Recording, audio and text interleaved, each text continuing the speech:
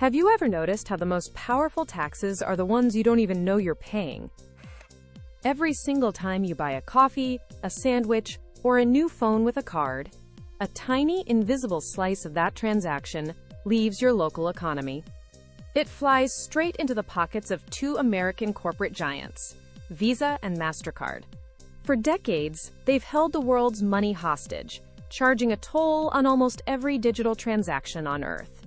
It's about 1 to 3% per transaction. That doesn't sound like much, but multiply it across billions of transactions daily, and you're looking at an empire built on a hidden tax that nobody talks about. And here is the thing that is so interesting. This is a brilliant business model. You are not paying Visa directly. Your bank is, and the merchant is. But that cost gets passed down to you through higher prices, lower wages, or reduced services. It is a tax that is so invisible, so embedded in the system, that most people don't even realize it exists, and for 40 years, nobody had a choice. Visa and Mastercard had a duopoly. They controlled the infrastructure, they set the rules, and they took their cut. End of story. But here is the secret nobody is talking about.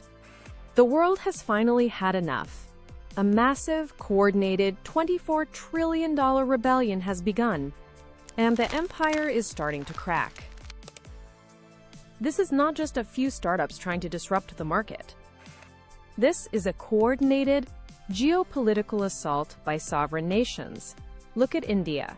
They built something called UPI, the Unified Payments Interface. And the scale is staggering. 434 million transactions every single day. The cost to the user is zero. The cost to the merchant is also zero. Money moves instantly from one bank account to another via a simple phone number or QR code. No plastic card, no middleman, and no Visa tax. Brazil did the same thing with POX. They launched it and captured the nation overnight. Now it is processing millions of transactions daily, and the entire country is asking, why did we ever need credit cards? Europe is currently building Wero, a unified, sovereign European payment system, specifically to escape American financial control. And Russia built Mir after sanctions cut them off from Visa and Mastercard. China built WeChat Pay and Alipay years ago. But here is why this is happening. These countries are not just upgrading their tech for fun. They are declaring financial independence. Relying on a foreign corporation for your country's financial lifeblood is a massive strategic vulnerability. When the United States wanted to punish Russia, what did they do? They told Visa and Mastercard to cut off services. Done. Millions of people could not access their money. That is not a feature of the system, that is a bug. And every major economy just realized that bug could happen to them. So they are building alternatives. They are cutting out the middleman. And once you have used a system where money moves instantly via a QR code or phone number, going back to a 16-digit plastic card feels like using a fax machine in 2026. What is fascinating about this shift is how it is happening. Developing nations did not just slowly adopt credit cards over decades. They looked at the clunky, expensive plastic card infrastructure of the West and said, no thanks. They leapfrogged it entirely. They went straight to mobile-first, instant, bank-to-bank transfers. Think about it like this.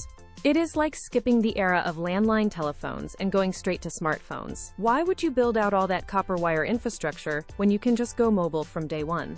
The same thing is happening here. Why would you build out all this plastic card infrastructure when you can build a digital-first system that is faster, cheaper, and more inclusive? The result is that these systems are perfectly suited for the modern digital lifestyle. There is no fraud because the money moves directly between banks.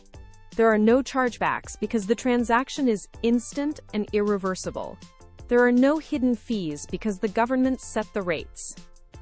And critically, there is no foreign corporation taking a cut. By the way, if you are finding this shift in global power structures as fascinating as I do, hit that like button and subscribe to Business Undercurrent. We track these massive shifts before they hit the mainstream media. The stories that matter. The undercurrents that reshape the world. So if the whole world is ditching Visa and Mastercard, they must be going bankrupt, right? Here is the ultimate plot twist. Despite this global exodus, Visa and Mastercard are reporting record profits. Record revenues record everything. How is that possible?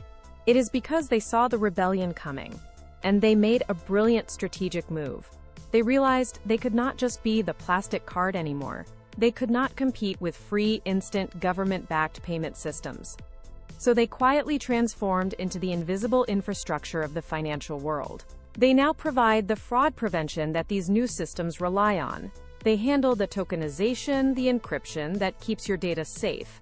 They run the anti-money laundering checks that governments require. They built the back-end so sophisticated, so essential, that even the rebel payment networks cannot function without them. Think of it like this: they lost the front-end battle. They are no longer the face of payments. But they moved into the basement where you cannot see them. They became the pipes, the infrastructure, the invisible layer that everything else runs on top of. And here is the kicker: because they are invisible, they are harder to regulate. Governments cannot easily replace them, because the new systems depend on them. It is like they have transformed from a toll booth into the road itself. You cannot build an alternative road without their expertise, their data, their systems. The question now is, how long can they stay invisible? As these alternative systems mature, as countries build out their own fraud prevention and security infrastructure, will they eventually cut Visa and Mastercard out entirely? Or will the middleman find yet another way to stay in the middle? That is the real story. That is the undercurrent nobody is paying attention to.